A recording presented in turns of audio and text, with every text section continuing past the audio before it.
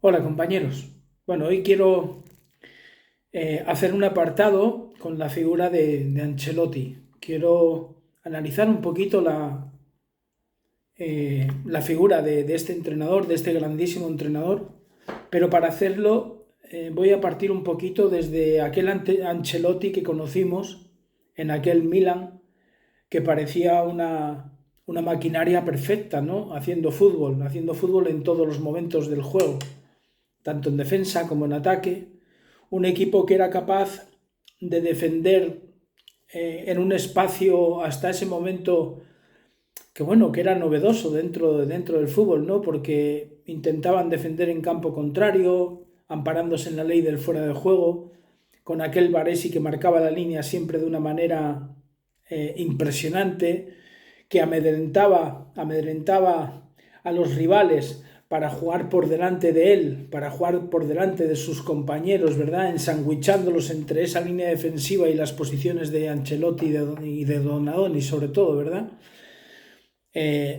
Bueno, la verdad es que era una maravilla, ¿no? Y Ancelotti en ese equipo, yo creo que era la segunda pieza vital del orden del equipo, ¿no? Para mí había una pieza vital que era Baresi, que era Baresi, que era el que marcaba las alturas defensivas del equipo en todo momento, el que mandaba cuando jugara al fuera de juego, el que alargaba el equipo en un momento determinado para hacer una cobertura. Era el futbolista que, vuelvo a repetir, marcaba dónde el equipo se paraba para defender. Dónde se paraba para defender. Y una vez que ya estaban defendiendo en esa altura que marcaba Varesi, el siguiente jugador que era importantísimo para esa situación defensiva era Ancelotti, que era el que estaba por detrás, diríamos, de las estrellas del equipo, ¿no? De los jugadores que tenían pues el privilegio, que no era un privilegio, porque era la fortuna para el equipo de tener jugadores que desestabilizaban todo tipo de defensas contrarias, ¿no? Los Van Basten, los Gullit, bueno, todos esos jugadores que tenían en ataque que eran superlativos y que no solamente eran buenos cuando tenían la pelota, sino que eran muy complicados para las defensas contrarias porque tenían movimientos que en un momento determinado podían parecer ilógicos para su propio equipo, pero que no había ningún problema porque había un futbolista que, como digo, en esas transiciones era vital, que era Ancelotti. Ancelotti se ocupaba de, mientras que los demás estaban atacando, de esos jugadores mágicos estaban haciendo diabluras, incluso hasta para el propio Saki, pues Ancelotti se ocupaba de estar siempre en el sitio idóneo donde, en caso de haber una pérdida de balón, él pudiera intervenir de manera inmediata. Yo creo que ahí ya se estaba haciendo un grandísimo entrenador porque tuvo que aprender por obligación en aquel equipo cuáles eran los espacios importantes que cada jugador debía de ocupar en el momento de la pérdida de balón. En el momento de la pérdida de balón, cuando los demás estaban yendo a por el gol. Él facilitaba mucho que los que iban a por el gol fueran de manera libre y además decidida. Que no estuvieran pensando, es que si la perdemos, no, porque siempre tenemos a Ancelotti detrás. Siempre tenemos a Ancelotti detrás. Bueno, entonces, como estaba comentando, yo creo que Ancelotti de aquella ya se fue haciendo entrenador, ¿verdad? ¿Qué ocurre? Voy a irme al Ancelotti de ahora. Voy a irme al Ancelotti de ahora. No hay casualidad. No hay casualidad en lo que está ocurriendo en el Real Madrid ahora. Porque no es casualidad de que un entrenador como Ancelotti, a lo largo de su trayectoria, pues posiblemente sea el entrenador que más títulos tiene de alto nivel en el fútbol mundial. En el fútbol mundial. No es casualidad. No es casualidad y lo ha hecho no solamente con un grupo de jugadores, sino lo ha hecho con diferentes grupos de jugadores, en diferentes ecosistemas, en diferentes ligas, en diferentes situaciones. No es casualidad. No es casualidad. En el fútbol de hoy en día, los cuerpos técnicos en este mundo profesional ya no son compuestos por 3, 4 personas. Ahora un primer entrenador suele tener dos segundos entrenadores como mínimo, que en la competición suele tener un segundo entrenador con él en el banquillo y otro a lo mejor arriba, para tener una perspectiva más amplia de lo que está ocurriendo. Tenemos analistas, tenemos no un preparador físico, sino 2 o 3. Tenemos recuperadores, tenemos, bueno, los cuerpos técnicos, entrenadores de porteros, se han multiplicado en herramientas para el entrenador. ¿Esto qué significa? Bueno, pues que el entrenador a día de hoy no es que ya no tenga que saber de todo. Es decir, que no tenga que saber cómo armar una tarea, que no tenga que saber cómo armar un microciclo, que no tenga que saber cómo armar un plan de partido, que no tenga que saber cómo estructurar un mesociclo donde tengo competición casera, pero también tengo competición internacional y tengo que mirar a ver cómo meto cargas, cómo administro partidos sobre los jugadores. No, tengo que saber de todo, pero sobre todo tengo que ser un especialista en sacar provecho de todo ese cuerpo técnico que tengo a mi alrededor. Es decir, tengo que ser un gestor de equipo de trabajo tremendo. Y tengo que ser un gestor de egos, porque evidentemente entrenar en esos niveles al nivel de jugador que debo de entrenar, pues no es fácil, no es fácil. Es muy fácil luego contemplarles de cómo lo difícil lo convierten en fácil a través de las capacidades que tienen dentro del terreno de juego. Pero no es fácil manejar tantos egos en una plantilla donde tú no tienes 11, tienes pues 20 y pico, porque las competiciones son cada 3 días, entonces tienes que tener pues 22 titulares. Tienes que tener 22 titulares. Eso no es fácil de manejar, es muy complicado de manejar. Entonces, para empezar a hablar de Ancelotti, yo empiezo diciendo de que es un gran gestor de equipos de trabajo, un gran gestor de egos, es un gran gestor de personas y además, para mí, es un gran estratega. Es un gran estratega. Es un gran estratega dentro de la propia batalla, pero es un gran estratega también en el despacho. En el despacho. ¿Y por qué digo todo esto? Porque han sido numerosas las situaciones donde cuando Ancelotti ha metido la mano dentro del partido para hacer cambios, ha hecho cambios de jugadores, con lo cual ha hecho cambios de capacidades con los que ha conseguido cambiar el destino del partido. Ha conseguido cambiar el destino del partido. ¿Esto qué nos hace ver? Que es un gran lector del juego, que es un gran estratega dentro de la batalla, porque es un gran lector del juego. Y esto posiblemente le venga de sus tiempos de futbolista, de sus tiempos de jugador, porque tenía que estar continuamente captando todo lo que estaba ocurriendo en el terreno de juego para saber dónde tenía que ir, qué espacio tenía que ocupar en relación a lo que pudiera pasar cuando todavía no estaba pasando nada malo para su equipo, porque sus compañeros tenían la pelota. Pero él ya estaba pensando en ese momento, para que ese momento no les llevara a perder ese territorio donde habían puesto el equipo, que era en campo contrario.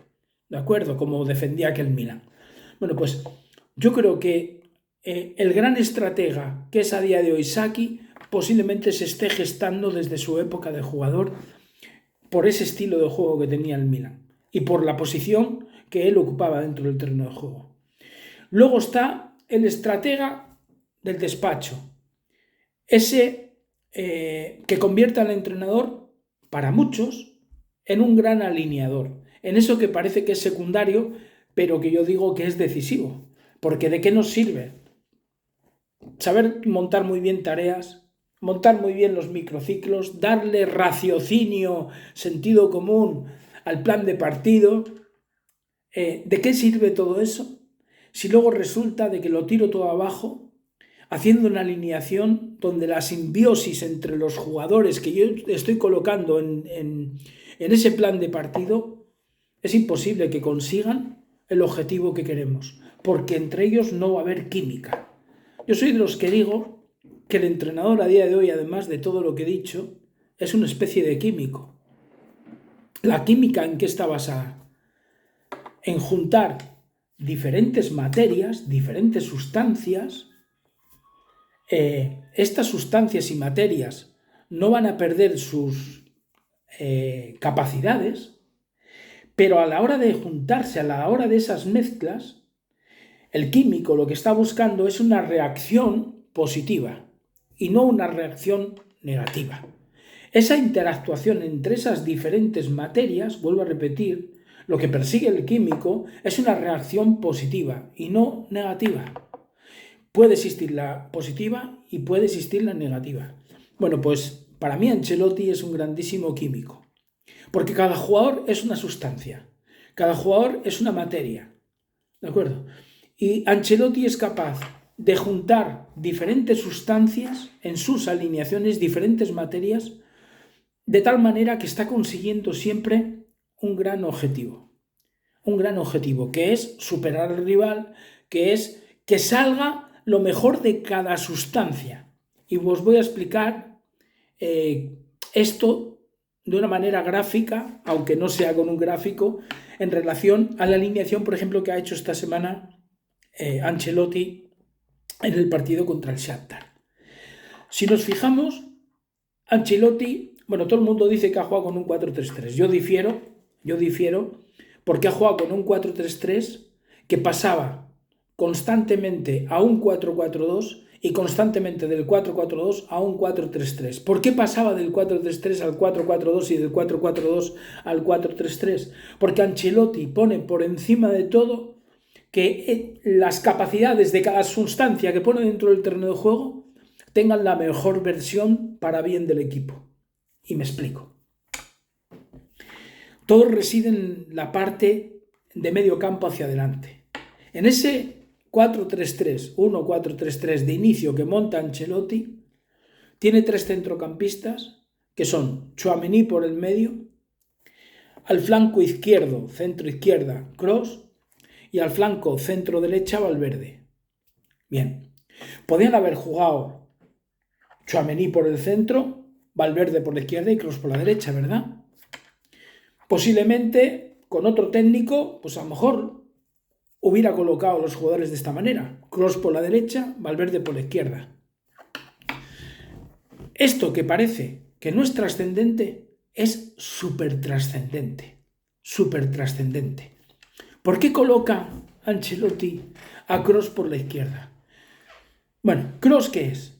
Kroos es un centrocampista que destaca sobre todo por ser un organizador del juego. Un organizador que es capaz de juntar jugadores a su alrededor en un juego corto para luego sorprender con un pase largo, ¿de acuerdo? Pero es capaz también de generar pases para jugadores que al recibir esos pases ya van a buscar no seguir asociándose, sino ya el desequilibrio a través de la individualidad. Bien, es un organizador, ¿de acuerdo? ¿De qué jugó el otro día? En ese 4-3-3 de una especie de interior izquierdo. A nivel físico, Kroos es un jugador de tener un despliegue, de ir a muchos espacios, de correr sin balón. No, es un organizador que organiza desde la posición que él tiene, pero no es un jugador de pisar espacios, por ejemplo, por fuera, en la banda. Valverde es un centrocampista también, pero es un jugador que tiene muchas piernas, que tiene mucho físico, que necesita correr. Es un potro. Necesita correr, necesita espacio. Entonces, ¿qué ocurre? Si Valverde llega a jugar por el lado izquierdo, bueno, vamos a irnos a los que juegan por delante. ¿Qué es Vinicius? Evidentemente es un jugador que destaca sobre todo por la acción individual, por el 1 contra 1 que tiene. Vinicius es un jugador que necesite que sus compañeros le generen espacios. Yo creo que no. Pero sí es un jugador que necesita que no le restemos espacios. Entonces, ¿necesita que los jugadores que juegan por dentro caigan a su banda? No. Entonces, ¿es bueno que Kroos juegue cerca de Vinicius? Sí. ¿Por qué? Porque le va a dar juego, porque le va a dar mucho fútbol, porque le va a dar muchos pases. Y a la vez que le va a dar pases, no le va a llevar rivales, porque Kroos no va a correr a la banda. No va a correr al espacio donde ya Vinicius va a recibir la pelota. Con lo cual le vamos a restar espacio a Vinicius. No, va a ser un alimentador de situaciones para Vinicius. Va a ser un alimentador de situaciones para Vinicius. Por el lado derecho. Por el lado derecho, Valverde, ¿a quién tiene por delante en ese 4-3-3? A Rodrigo. Rodrigo, si lo analizamos, ¿qué es? ¿Es un extremo? No. Rodrigo es un delantero que puede jugar de extremo. Es un delantero que puede jugar de extremo. Es un delantero que puede jugar de segunda punta. Pero es un delantero que puede jugar de extremo. Entonces, ¿de qué empieza jugando el otro día? ¿Cuál es el sistema con el que empieza jugando el Real Madrid, que luego fluctúa al 4-4-2? Por Rodrigo y por Valverde. Por ellos dos es por lo que fluctúa el 4-4-2, porque Ancelotti lo que busca es que el sistema no sea un muro de contención para que no salgan las mejores capacidades de sus futbolistas. Entonces, por eso genera una situación a nivel de sistema que fluctúa entre el 4-3-3 y el 4-4-2. ¿De acuerdo? Bien, entonces, como estaba diciendo, Rodrigo, ¿qué es? Es un delantero que puede jugar de extremo. El otro día empieza de extremo, ¿verdad? Bien, entonces, ¿qué ocurre? Como es un delantero que puede jugar de extremo, pero empieza de extremo, Ancelotti lo que le da es la libertad de que pueda irse a jugar muy cerquita, con o sin balón de Benzema. Incluso que a Benzema, como le gusta andar flotando para luego aparecer donde él quiera aparecer, pero le gusta flotar, venirse a la entrelínea, aparecer por una banda, descolocarse para descolocar al rival y luego aparecer en los sitios vitales, ¿verdad? Entonces, ¿qué ocurre? Le viene como, vamos, anillo al dedo al equipo, piensa Ancelotti, que Rodrigo desde la banda pueda ocupar ese espacio como delantero centro, al lado de Benzema o por Benzema cuando Benzema desocupe ese espacio. ¿Qué ocurre? Y ahora la banda derecha, ¿quién la ocupa? Bueno, pues Valverde. Por eso en ese momento se genera un 4-4-2, porque se queda Tchouaméni, que es un mediocentro, es el típico mediocentro que recupera, que equilibra y que juega, que recupera, que equilibra y que juega, con otro mediocentro que es un organizador como es Kroos. En ese momento, cuando pasan al 4-4-2, quedarían en banda derecha con Valverde, con Tchouaméni y con Kroos en la posición de medio centro, con Vinicius en banda izquierda, ¿de acuerdo? Y con Rodrigo y con Benzema en la punta de ataque. Bien, ¿por qué estoy explicando todo esto? Qué importante es crear sociedades, hacer química, donde la simbiosis, donde la interactuación entre jugadores provoque que luego salgan las mejores situaciones de cada uno. ¿Salieron situaciones de 1 contra 1 de Vinicius? Un montón.